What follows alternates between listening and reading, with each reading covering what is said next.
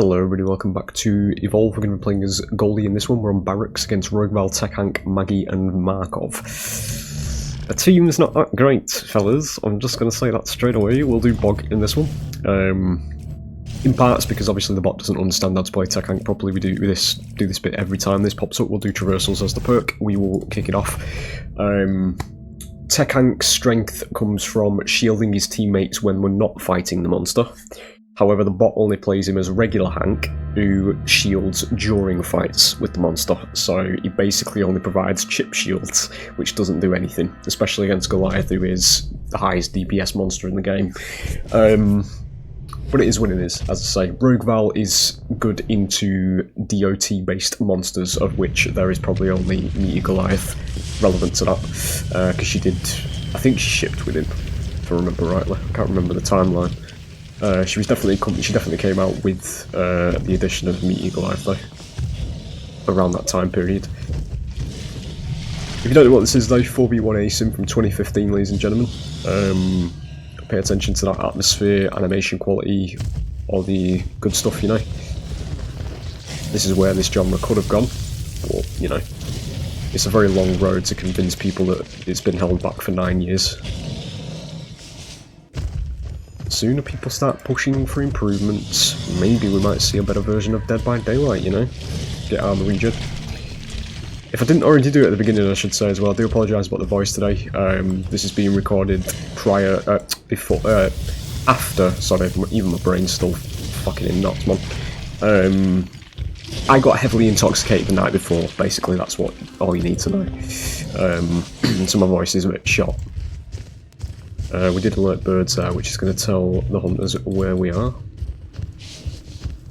I never understood that little wave he does sometimes when you're running. He does have unique running animations. Stage 1 Goldie actually stumbles as well sometimes. Oh shit, they're actually right there. That was embarrassing.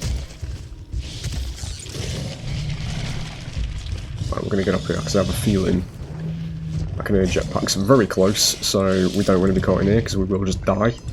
Monsters at stage 1 don't have much HP or damage, so jump into the strider pool. Fucking missed every single one of them. Great. It's fun. You're just asking to be eaten, dude. There you go. I'm going to hell for that as well, because I don't actually need you for nutrition, so that was just straight murder. We'll go and grab a bit of distance here, and then we'll get stage 2, if I can just do it here. I think we've got distance. If I don't look, it can't hurt me. I've done this before and they've been right there when they come out. We'll grab rock, we'll do leap and fire. When we evolve, we gain HP, armor, damage, universal upgrades. We increase in size as well.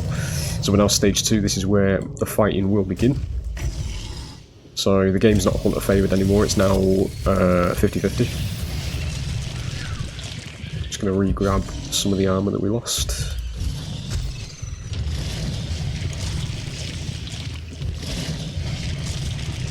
Yeah, they are here. It's not that into the meter. Get him on peak.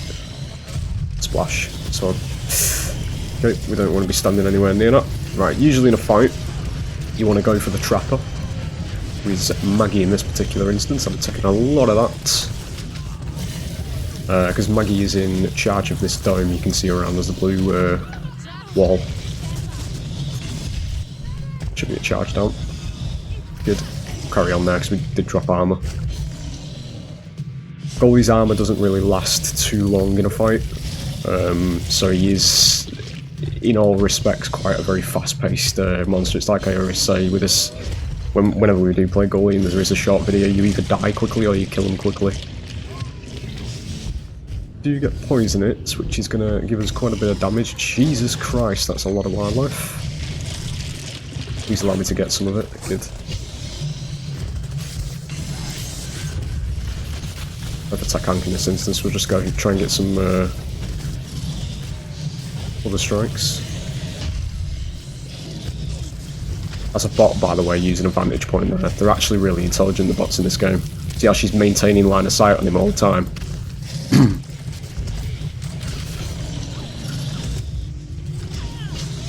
She might actually get that range revive. Rogue Val does have access to her own self-heal. We'll take her back to... we do get her. Take her back to full health. We're going to get out just before the dome comes down. It's not going to help. She's out.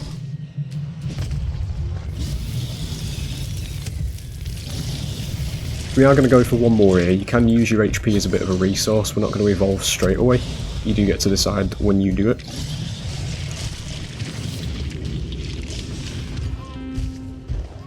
Really could do without you being here. Yeah, it's fine.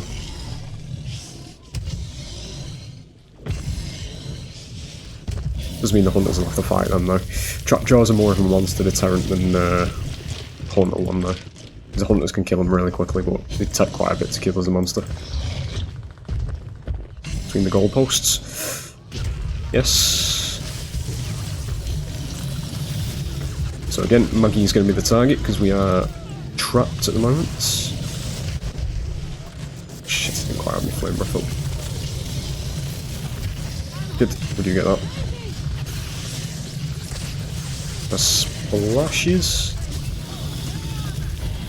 See a mark over is about to be oh fucking hell. Sorry.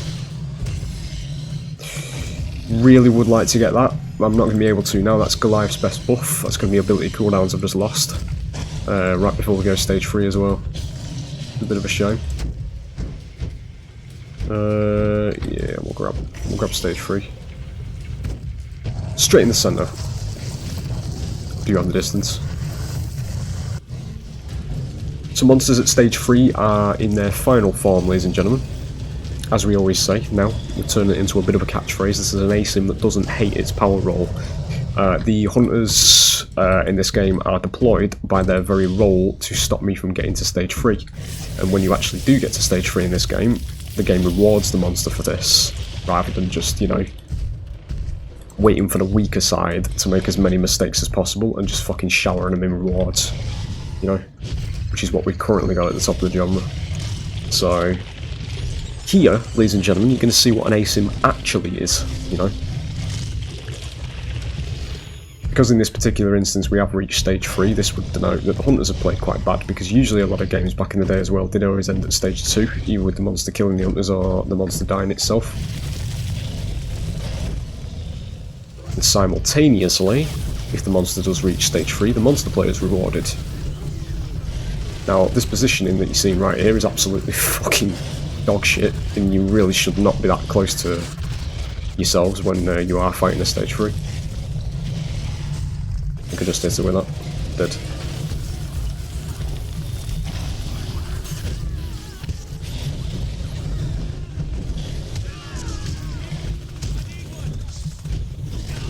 Try and get the animations fine. It's going to be a shield, so we'll bait that. Techhank's going to die. This is what playing for strikes gets you as well, because nobody gets an in-cap phase. That's the reward for the monster. We are armorless at the moment. Just freed that interface. Good.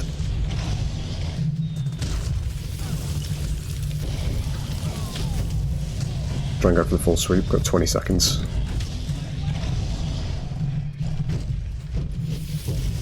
Get rid of the mines. We get down on Daisy. Colonists do permanently die as well, so he's actually got for good there. There it is. Just in time as well, I think. It's a scary concept, ladies and gentlemen, you know, to see a team get wiped that quickly, but it is actually what an ASIM is. This is what I keep talking about in games where, you know, the power role is slowly losing its fucking meaning, fellas. This is what an ASIM used to be, you know. Like back in the day, this was the game that put ASIMs on the map. It wasn't Dead by Daylight, you know. Dead by Daylight's famous for it, but this was the game that first came out and actually made the ASIM properly, you know. It was only then, after this game died, that DBD swooped in and fucking took over. And one could argue that potentially DBD is alive today based on the people that might have... It might have been like a bit of a seed at the beginning where people thought ASIMs were fun, and they thought, right, okay, we'll go over and play Dead by Daylight, you know, and obviously this game died because of its fucking stupid monetization shit that surrounded it that didn't need to exist. because it was nothing to do with the actual game itself. There was balance issues with the game at launch, but there was nothing that couldn't have been addressed as any game. To be fair, mate, it was genuinely just fucking dumb shit with the marketing side of things.